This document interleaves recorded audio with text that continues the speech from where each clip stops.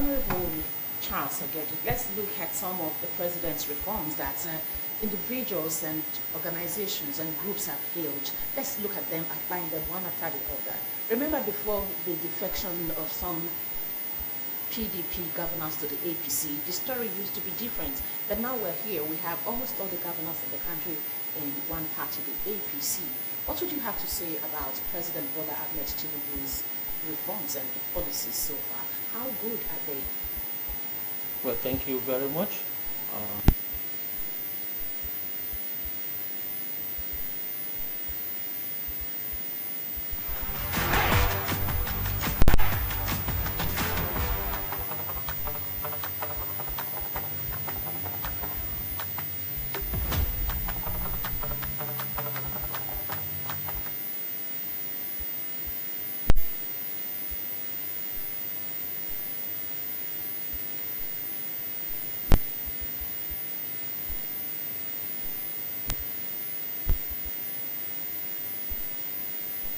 And it's not just a slogan. It is a deliberate policy framework, a deliberate policy and developmental framework aimed at challenging the myriad of challenges confronting us as a people. It covers virtually every sector of the nation's economy, from agriculture to youth engagement, to women development, to infrastructure. Essentially, it covers virtually every part of the nation's economy. And of course, we can see for ourselves that gradually it is beginning to have its impact on the economy. We're beginning to feel its impact. Various international rating agencies have given their verdict on the improvement of Nigerian economic landscape.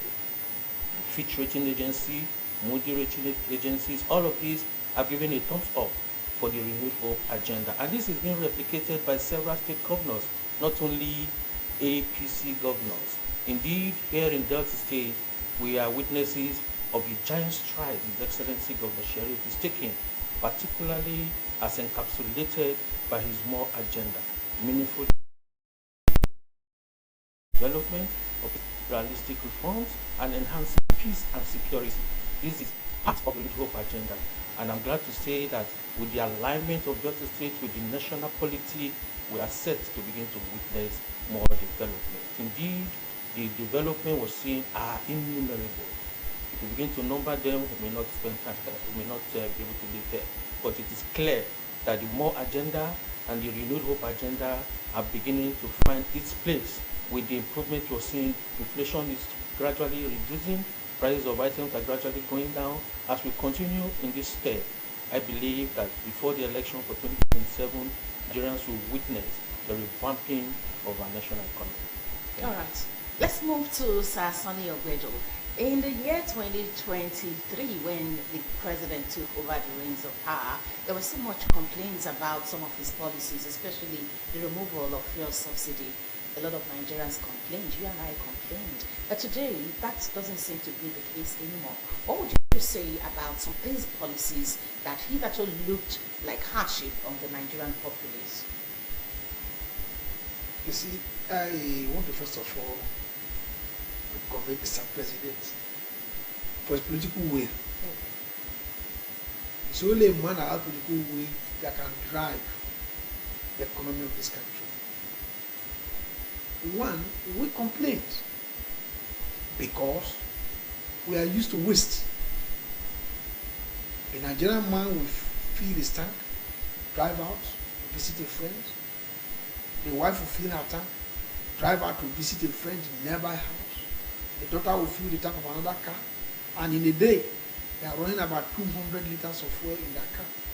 But today, we have learned to use one car for entire family. Drop your wife in the office, drop your child in school, go to your office, move around, pick them up. We have learned to manage. We have been wasting all this while. And that is why we are complaining. But we are not used to managing. We are used to wasteful life. Everyone Nigerians are useful. Somebody wants to marry. And you are, even Americans that are richer than us, you don't see them throw party for 2 days in a marriage. Here we do. So the president has come to know that yes, we have to curtail some of our excesses And before Mr. President came, I said it time and time. I said, but I will commend Mr. President. Okay, let's talk about governor where maybe we see ourselves under his canopy. There's a road linking me and Mr. Google. Since 70s, that road has destroyed our markets, destroyed our relationship, destroyed our culture. Especially if you're doing that. So as long as that road has favored me, I can't say Sheriff is not doing it. We would like to know what road that is. That is road between Otagbona and on the Chokwan. Okay. Very vital road. From there you link Ogbe, you link Wale, under 30 minutes. That road has been abandoned for years, since 70s. I think I was small when that road got spoiled until today. That road was started by the colonial masters and no other government remembers. We remember. I think my people cannot say they didn't feel the impact of Tinubu's government. Coming to the second Niger bridge, the original plan was bastardized and was stopped. The hold on the government to work on was still on. But today, Tinubu government said no, that road must continue. I think we are seeing a lot of things the president is doing. And then secondly, look at Abuja, for example.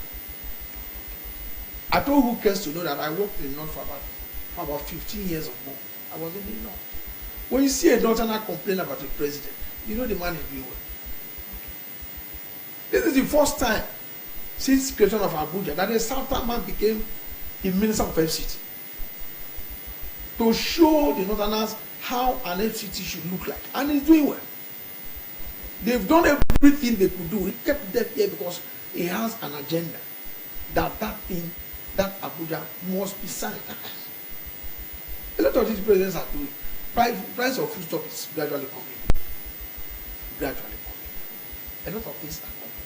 And I know that the only problem we have now is that I think these endorsements, in as much as it's in the right direction, is too early.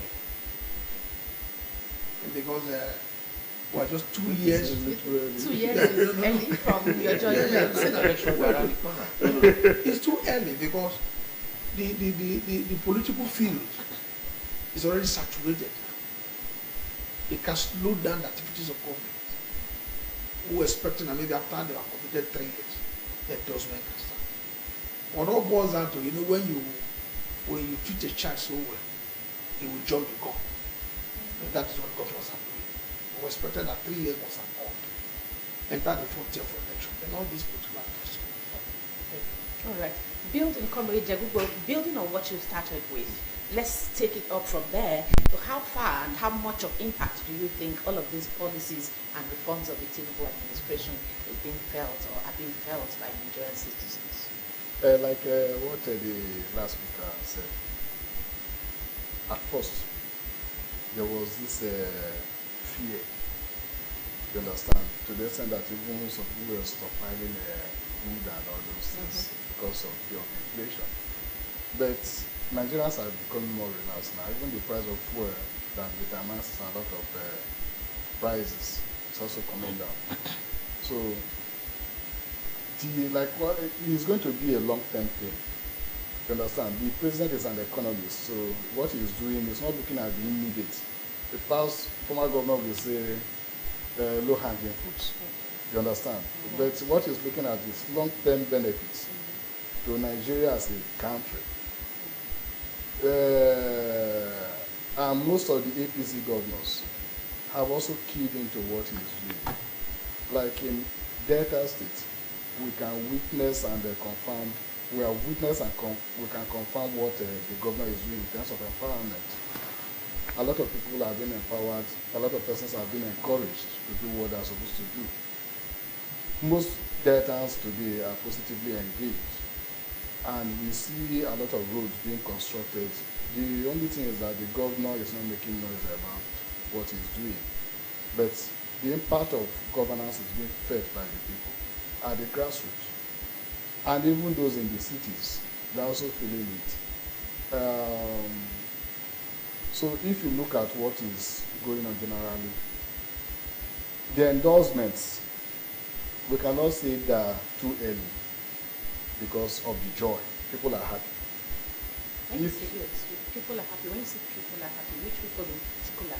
People in government officials, legislators, senators, which people, Nigerian citizens generally, which people, just explain it to us. Which people those are in happy. government, Okay. those that are not in government, Okay. the senators, they're all Nigerians. So if most Nigerians are comfortable with what you are doing, some have seen that these things, these steps that the government is taking, that are for long-term benefits. Okay. So for them to show the love and the courage, because to whom much is given, much is also expected. And if the man is doing so well, the next thing is to tell him, carry on with what you are doing because we are happy. We believe that the pains will come, but after pains, there will be joy. You understand? So people are endorsing him. Governors are endorsing him, but it's not just governors endorsing him. States where they have APC governors too that are working, that are doing very well like that, the people in the state are also endorsing the government, also telling the governor, you are doing well. Like a few days ago, we were at the cenotaph when artisans, numbering more than 10,000, came out to say, Right Honorable Sheriff Oborowe, we are feeling the impact of your government positively, and we would like you to continue in 2027. Yes, that's for state, right? That's for states, Okay. and if they are doing it at the federal, because like from what we are seeing, we may have an election, like the primaries, if all the APC governors have endorsed the president for second term, it's going to be affirmative primary. Okay. You understand? And if we don't have opposition political parties, you understand, the man may just emerge unopposed. Okay, we're not going into No, elections now. we are not going Yes. to elections, but it boils down to the same endorsement. If you endorse somebody for second tenure in office, you're already talking about elections. And if our governor is doing very well in data, and the people are saying, our governor, you are doing very, very well, we are happy with what you are doing. These are the areas too we expect you to do more for us. Okay, let's drop it here first. We'll get back to that conversation. You said if Nigerians or Deltans ask the Delta State government to do more. Yeah. Now, at the federal level, there are things that need federal government's attention or need more attention. Let me come to you on this now, Honorable Charles Ogeji. Let's see how much attention has been paid to insecurity in Nigeria, and how much do you think that the Nigerian government can do to actually tackle insecurity head on? Well, thank you very much. One of the hallmark of leadership is courage. And the president has demonstrated immense courage both in decision making and in some of his activities. Security is a global challenge. It is not only in Africa or in Nigeria, even in the United States of America, in Israel, in the Middle East, they have security challenges. But the question is, what are the measures put on ground to tackle these security challenges? For President Bola Ahmed Tinubu, I think he has been quite courageous to have encouraged the Nigerian military and other paramilitary agencies, for local security skirmishes here and there. If you've been following news items, he has introduced the local hunters to tackle the problem of some ungoverned spaces being taken over by non-state actors. And I think in the next few months or thereabout, we're going to see the effect of all of that. Security is a fundamental issue, particularly in developing countries like Nigeria. And it boils down to economic measures. Countries where people are relatively okay with their economic well-being, there is that, a reduction in rate of crime and criminality. For Nigeria, that is why the Renew Hope agenda focuses essentially on focuses on revamping our national economy. Essentially, if you look at the monetary and fiscal policies, you would notice that with the unification of exchange rate, there has been some stabilization.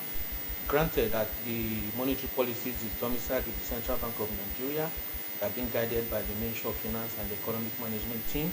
The fiscal policies of the government, you can see the positive rating by international rating agencies. The government of President Bola Tinubu did not tell us that it's going to be a walk in the park, but it's going to be a tea party. But it is a gradual process. You see, hitherto there has been a lot of indices, putting Nigeria on a very bad state. But he decided to take it headlong, and it is not an immediate, thing that we'll see in the next few weeks, but gradually we are beginning to witness it. Like I said earlier, you can see the price of foodstuff is gradually reducing. Insecurity in some parts of the country is also reducing because of some strategic arrangement and engagement that has been put in place. So overall, the government is taking measures, particularly the reduction of ungoverned spaces, and of course, limiting the activities of non-state actors in the northeast and some other parts of Nigeria. All right, so we'll continue from that point you just made. You just said insecurity is being tackled headlong, and insecurity in some parts of the country is reducing. What will be your take on that and some of these development projects or development efforts of President Tinubu so far in all parts of the country? You see, I said it time to time number here that insecurity or rather crime is a sign of development in any nation. It's a sign of development. Yeah. 1960s up to 70, only 10 policemen were police in the government. Until 80s, now enter 90s when we are entering computer age. We have entered computer age. When people can now commit crime with drone. You can commit crime with your phone sitting down one place. And then that, in fact, as at 1980, nothing like hacking one's bank account in Nigeria. And you say it's a sign of development for us? Yes. Okay. Yes. Because it is the same phone they are using. I will use to transfer money to you when you are stranded.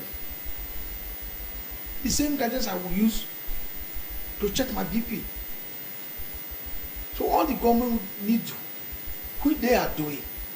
I remember last month, let us say government trained about 200 something, acquire them with laptops and so on. This is also to brace up with the system. They're coming to government. I know that government of this country has spent so much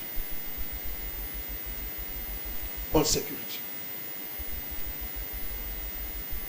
So it is left for our military, the police, to show us the willpower. Because the president has said zero tolerance to crime. He didn't hide it. He said mostly violent crimes, banditry, kidnapping, ritual killing and so on. He said zero tolerance. And he has already told them, please go and ensure you destroy this camp. All we need to do is that the military, all the president has been spending on them. Are they be giving us an account? That in January, government gave us 1 billion naira to procure social equipment. These are the equipments. The militaries are not open. Let's tell ourselves the truth. Even the police have account. They are not working to support the government of the day. They are the problem of Nigerians. No, the president cannot be everywhere. The president cannot go and carry gun to go and pursue Boko Haram. No. But he has given them the necessary funds. If they know that you are not giving them, let them cry out and let Nigeria hear that the president refused to fund us. But I know he has funded the military, he has funded the police. What are they doing with the funds? What are they doing with the funds? That is a question we should ask them. Okay. It's a question we should ask. They are our children, they are our people, they are our family members. We should ask them this question. Go to the police station today, they tell you no manpower. It's president that will tell you to recruit people. You are an expert in that field. So what you're saying is the president has done much. He has done much. To combat insecurity. But these people he has given this mantle. He has to review the activities. He has to review the activities of people he's given the mantle of securing lives and property in Yes. Nigeria. Okay, let's come back to you now. Let's look at infrastructure development in Nigeria since Bola Ahmed Tinubu took over power. What would you say, to what extent has infrastructure been developed in Nigeria? And which area or which aspect do you think these developments have actually taken place? I would say he has done a lot in terms of road Construction. And again, our railway lines, our railway system is more functional now. And they are also opening up more roads. just a few days ago, I heard that, sorry, I will have to also look at data, because that is one area that affects us, that they are going to construct from Oko here to Patani. You understand? It's going to be done by the federal government. So, in the area of roads, he has done very well. Within these 2 years, he has also established a lot of institutions, universities, polytechnics, and all that. In Delta, we have also benefited a lot in that area. Because education is key for a better future, a better Nigeria. And the president is not toying with it. So, in several areas, he has done so well in terms of infrastructure. My brother has talked about what Abuja is looking like now. You understand? Transformation of Abuja to really look like federal capital territory. And in Delta, I'm aware that they are reconstructing the route from Benin to Onitsha. It has been awarded, maybe they're just waiting for the job to stop. By its grace, with that one, this road will be more motorable. And for us too, sorry, I will also tell you that our governor keyed into that area of infrastructure. Because now we can drive to Warri, from Asaba to Warri in less than 2 hours, which has also made life easier for the people. And the government is also doing a lot in terms of infrastructure. You see, when we talk about what the federal government is also doing, we also look at what the states are doing. And in Delta, in terms of infrastructure, the government is also doing well, being an APC government, who is delivering on the one agenda. He has commissioned a lot of projects. Beyond those, if you go to any of the campuses, he has also established new schools. There's another school of health technology now in Isoko, which started from foundation. They have been completed within a commission. And there's this campus of University of Zoro at Orogbe, which is also getting a good attention. And the health sector too. New hospitals have been established. Some have also been inaugurated. So if you look at Delta, you understand what is happening in Delta, and say yes, our government is doing very, very well. And you look at the federal, we are not having a lot of challenges now because the government is working, both the federal and the state government. Yes, your attention is more on the state government. Yes, Let me come to. Why I talk about the state government is because I like what our government is doing. Okay. Thank you very much. Okay, I will come back to you. But let me come back. Let me meet Honorable now. We're talking about infrastructure, and he's made mention of road infrastructure. I was expecting to hear the Lagos Calabar road and all of that. Can we hear your own take on road infrastructure as it concerns Nigeria as it is? Well, thank you very much. There are numerous legacy projects of this administration. The Calabar Coastal Road is one. Beyond road infrastructure, I look at our airports. If you've been to Lagos Airport recently, even Abuja Airport, the new terminal, you will see that as a gateway to Nigeria, it is giving us a lot of pride among the competitive of nation. Then the Federal Capital Territory, indeed, it has been acknowledged by all and sundry, and Abuja is wearing a new look. I had the privilege of being elected into the parliament in Abuja Ministerial Council, 1999. And I almost got lost the lifetime I visited Abuja. Abuja comprised of 6 area councils and 62 wards. The present leadership of FCTA has touched virtually all the wards, from Bagwalada to Kwali to Kuje to Abaji to even Abuja Ministerial Council and of course Buhari Area Council, where we have federal institutions like law school and Jambo Fields. They are doing innumerable infrastructures. And again, our seaports, they are presently attending to the seaports.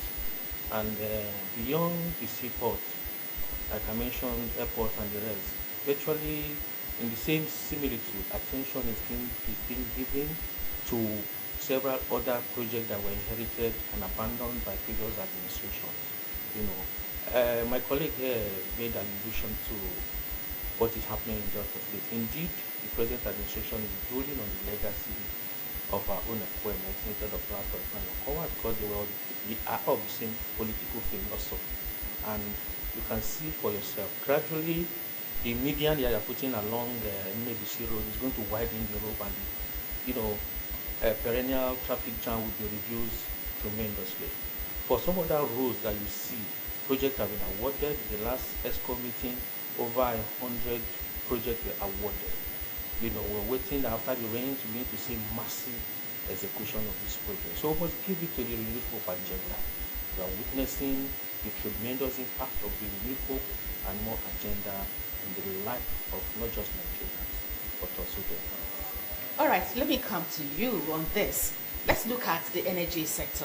Most Nigerians believe there is a transition from what it used to be. Now, under President Bola Ahmed Tinubu, there is a change. Are you feeling that change? Okay, let's hear your view on that. The energy transition in the renewed hope agenda. When, like I said, you must have a willpower to drive the economy of this nation. Past years, while holding will flashlight twice and give you bill at the end of the year, at the end of the month. They will even not give you life for 6 months as you bring bill. The agreement they made with government, they could not fulfill it.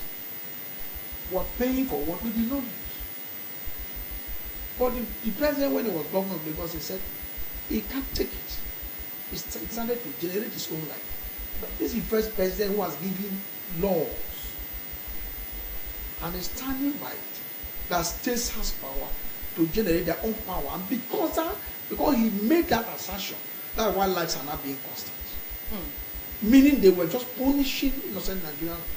So because of that statement, there is constant because they know that Delta State can say, our holding, we don't want you again, we want to generate our own power. And then they will lose the contract. So they're not coming up, so Delta State will not come with that. But it's a lie. We are going there. Because Delta State is working on the IPP in Sample, in Okara, they are working on the Kwale.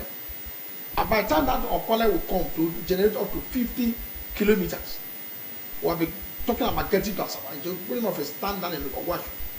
The one in Sample can go, the one in Ugili. So very soon Delta State will have uninterrupted power supply. Okay. Then apart from power, look at like our airport, like I'm not saying our airport.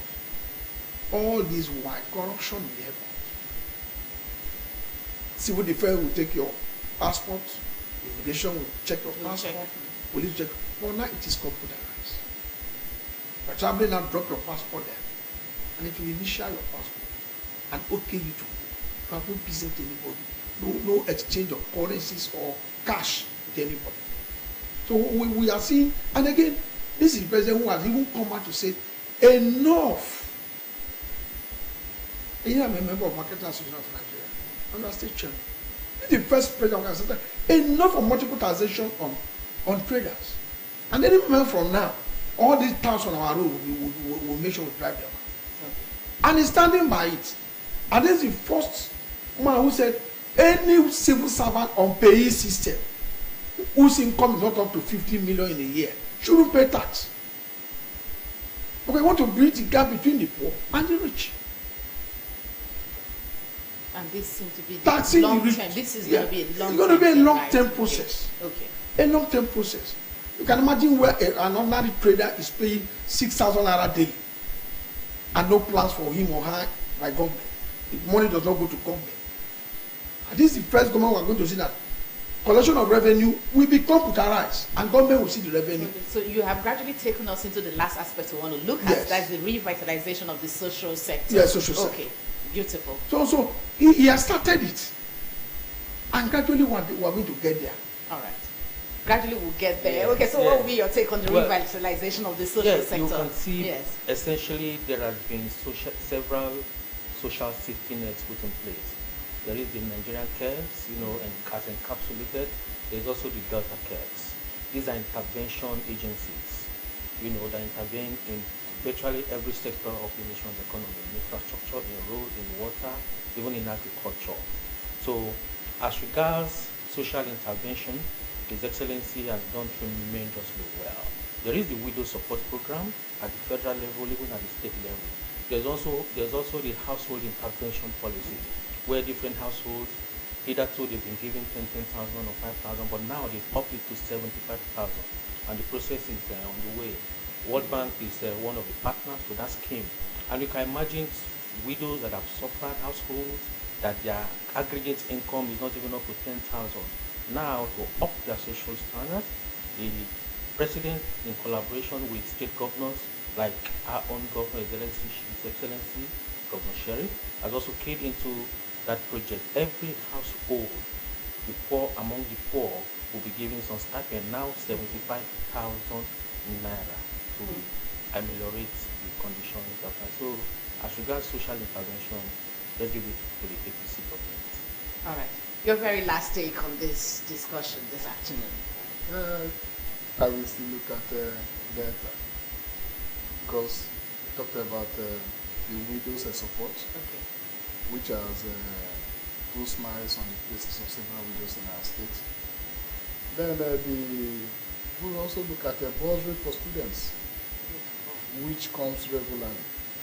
Every year, every session, academic session, students are paid their bursaries. And generally, even the taxes have reduced, especially in Delta State. That's for the low-income earners. Many businesses are encouraged to thrive. You go out, petty traders are doing very, very well because they have access to loan, different types of loan to encourage them. Some are just mainly for support. And I can confidently say that most people are, like I started earlier, most people are happy.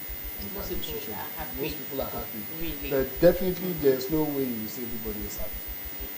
It's not just possible. It's not just possible for you to satisfy So going everybody. forward, what will be your word for the federal government, to President Bola Ahmed Tinubu, or his renewed hope agenda? Yes, while you are bringing the policies, when you look at the effects of the policies, because the policies must have effects on the people. Look for means of cautioning the effects. Okay. Just like when you talk about fuel subsidy, and you are bringing out measures for people to be relieved of the stress. So while you are bringing any policy, look at the effects, look at ways to ameliorate the challenges before the policies will start yielding results. Thank you. All right, let's go to you, your last take.